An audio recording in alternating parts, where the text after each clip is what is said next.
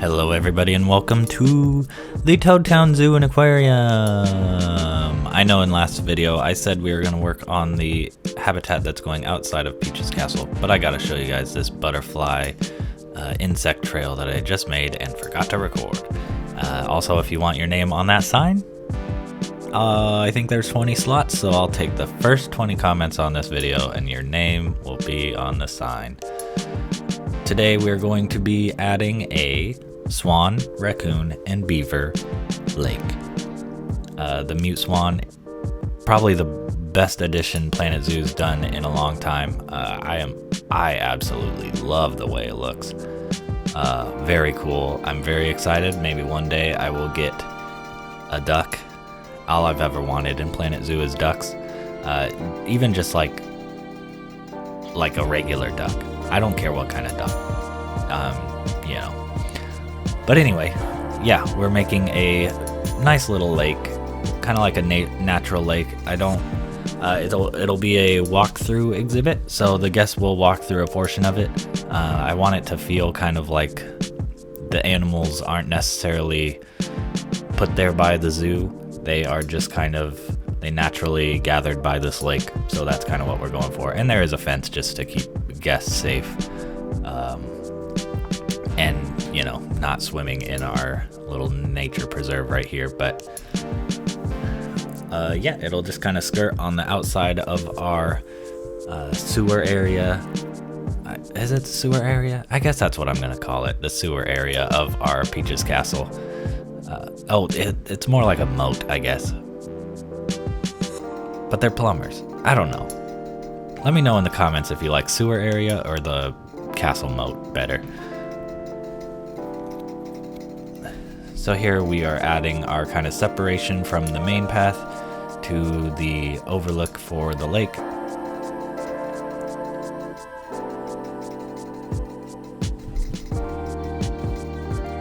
And we're carrying out the same fence that we did with the pygmy hippos over here, just for some consistency. And then you'll see the null barrier will go all the way over here and up to the train tracks. The train is a new addition. I have not completed it because I want to have it very purposefully placed and not really, I want it to make sense when it's built. So we need a little bit more of our zoo figured out before we actually complete that, but we'll be kind of building it alongside some of our exhibits coming up.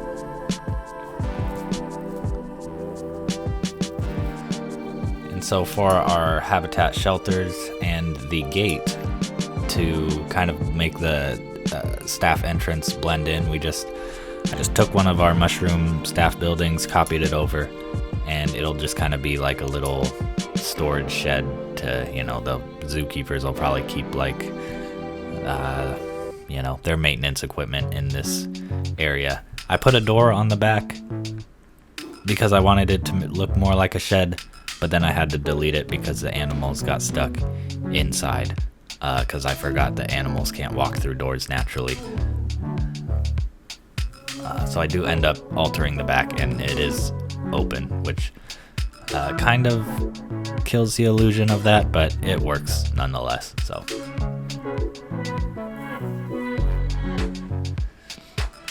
now I'm just gonna hide kind of the underbelly of our pathway here, just with I think these are the breeze blocks, just so it looks a little more intentional. And I'm not gonna bother really with the curve, just since I don't think the ducks or the swans or the beavers will really care if it matches the natural curve, because they're the only ones who will see it.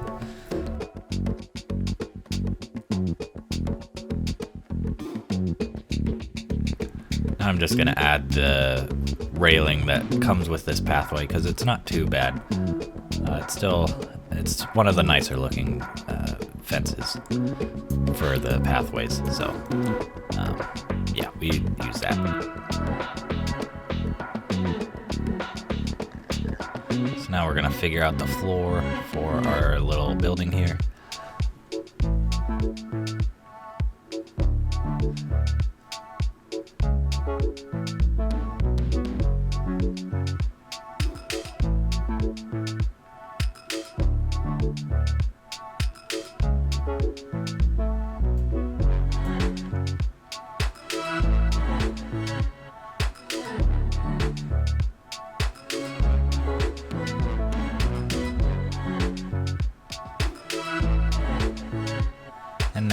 ordering our mute swans.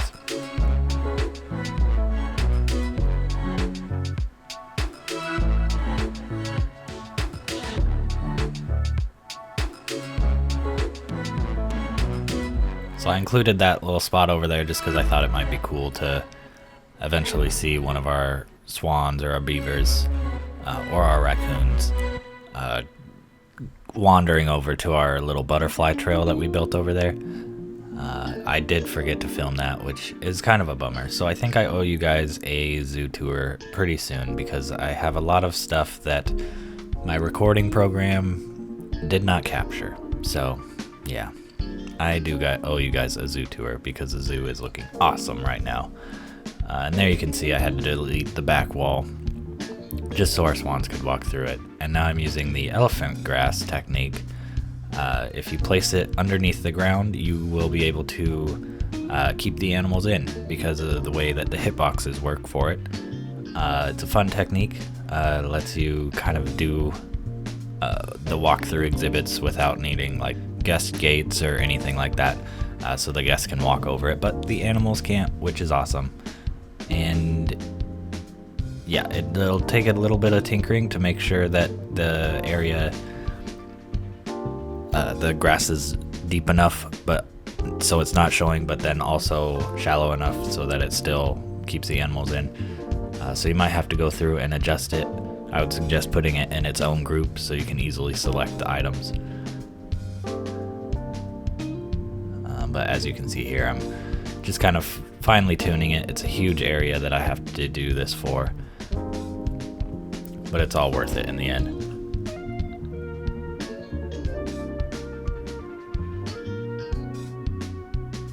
Now we're gonna do our terrain painting.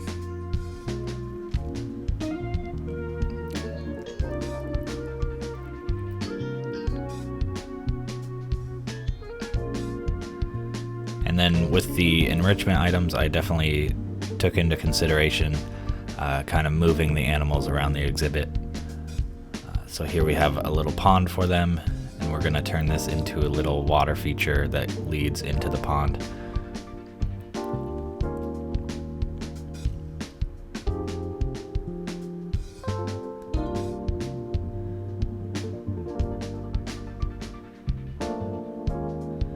Just like that.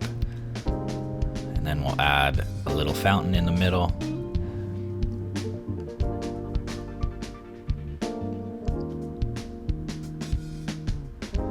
And then we have staff buildings over on that side, so I put up a guest barrier. It didn't seem to fully work, which I don't know why, so I had to replace it with a staff path, and that worked. So here we're going to add our shelters for our animals. We're just going to use some mushroom shells that I have and place them around.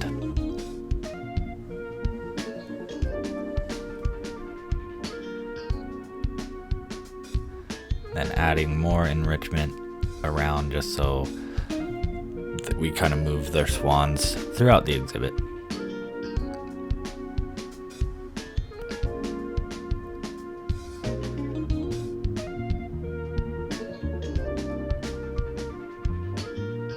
This theme so far has been incredibly fun to play around with.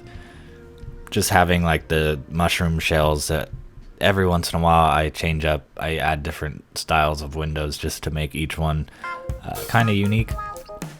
Has been super fun. Having like 2-story ones, everything like that, has been just a blast to mess around with and kind of create a unique zoo that really no one, I haven't seen anything like it. So it's been really fun. Thanks for watching this series. It's been a blast, and I hope you're also having a blast.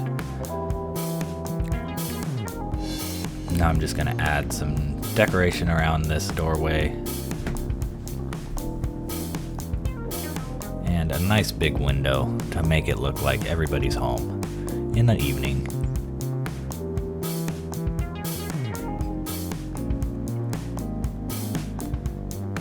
These lights are a little bright, so I might go back and kind of swap them out for something a little bit moodier looking maybe, or maybe I'll just have to change the color maybe.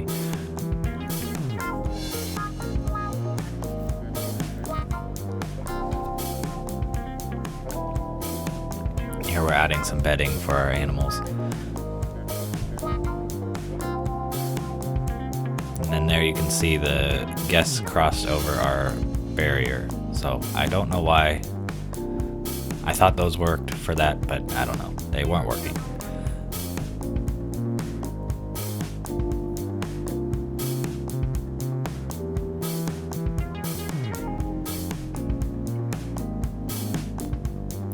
Now I want this area to be kind of hidden from the main path, so I use these fig trees and kind of use them as a divider, which I think looks really nice and kind of keeps the lake separated.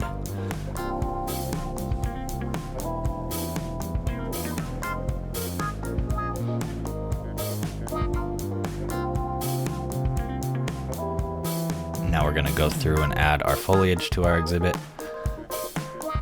And I wanted it to feel like a very lush, have like some meadow areas, stuff like that. Just to seem very natural, like no one's really maintaining it. So adding a lot of cattails around the edge of our lake.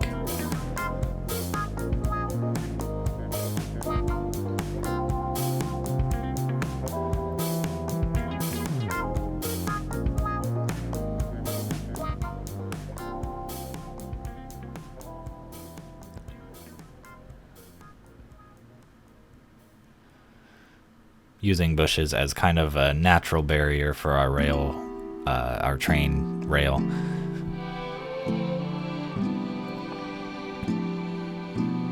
That way it kind of helps explain why the animals kind of stay within the boundaries.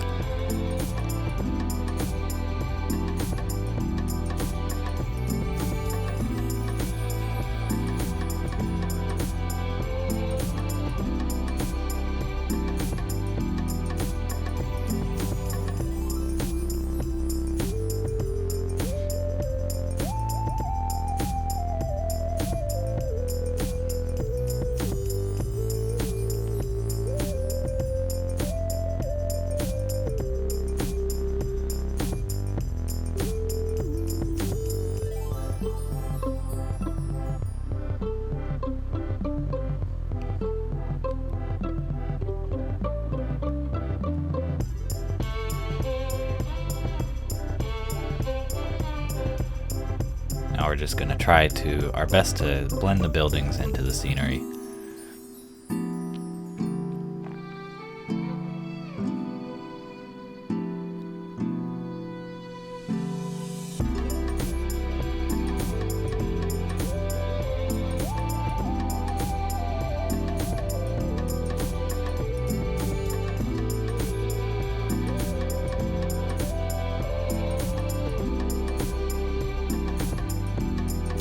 And then we're going to do some rock work on this hill up here.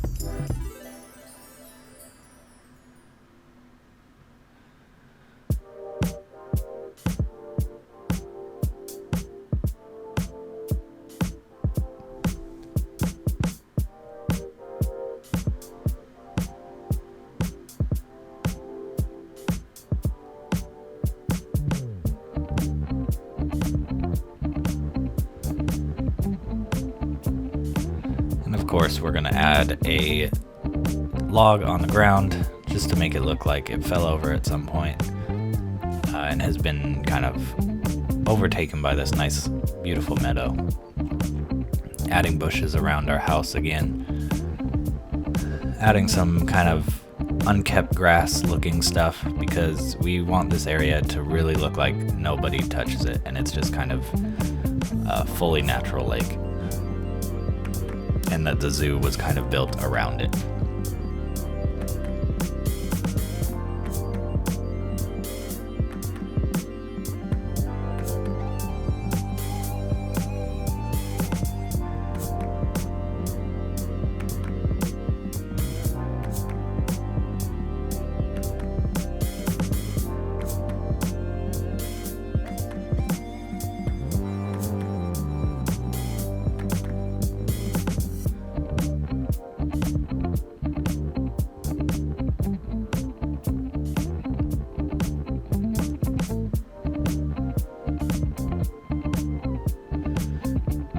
We're going to add plenty of wildflowers, plenty of native bushes and plants.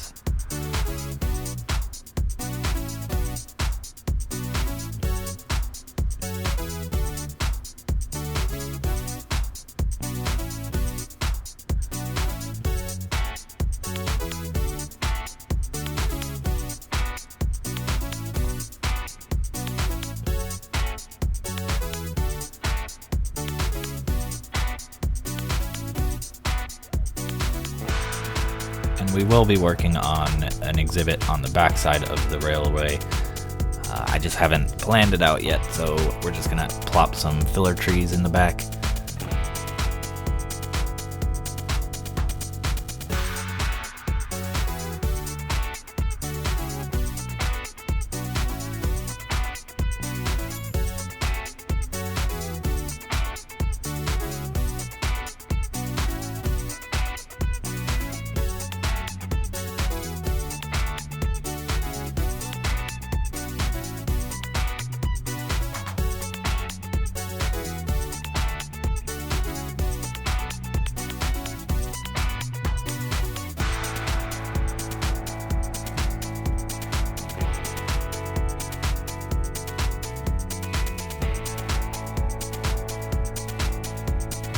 And then once I added that kind of shaggy looking grass, I felt like the natural in-game grass did not look very good, so I decided to try to cover as much area as I could with that.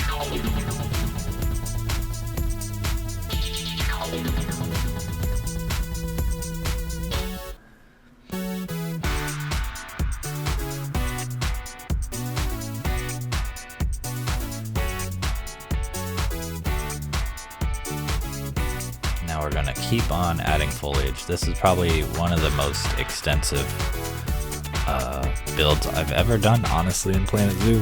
A whole lot of pieces, a whole lot of plant things. So I hope you like it. Like and subscribe, as always. Yeah, here is our raccoon. I added a melanistic and a, I can't remember the term, leucistic? So a black and a white one, basically. Just because I thought it was fun. And there's our beaver. There's all three animals together. Awesome shot, because that rarely happens in this exhibit. Here's our little beavers swimming around, shot from inside the lake. I did add an island to kind of shelter them from the prying eyes of our visitors, just to make them a little more comfortable. And they seem to like it. Their stress levels have gone way down. And here comes one of our swans walking into the lake, and a beaver. I just love this. The natural environment that we made for them today is just so nice, peaceful and relaxing. The swan was a great addition by Frontier. 10 out of 10, definitely recommend buying the pack. Here we have a baby beaver, and here we have a raccoon pretending to be a beaver. Our raccoons definitely spend a lot of time in the water, which I can't say I've ever seen a raccoon swimming, but I guess they do. There you can see a Mario pipe that I added for drainage, just to stick with our Mario theme. And here we have the final product. I added some trees kind of up front for our shy beavers, and the quiet signs, and no feeding the animal signs. So yeah, here's the final results. Turned out great. Thank you for joining me, as always. We have so many more fun builds planned. There you can see, I think, was that a beaver running? I don't know. There's a raccoon swimming, a white one. There's another raccoon swimming. We have the raccoons breed like crazy. There's a beaver. Look at that. And we added those rubble pieces, just cause, yeah, shy beavers. Very stressed out beavers. And the exhibit extends all the way to the back where we have a few staff buildings. That's why I wanted to block off the visitors. And here's our butterfly habitats that I forgot to record. But as you can see, the Toadtown Zoo is poppin' these days. We have a lot of guests coming in. Here's our pygmy hippos, our mushroom marsupial restaurant, and of course, Peach's Castle. Have a wonderful day, and I will see you next time.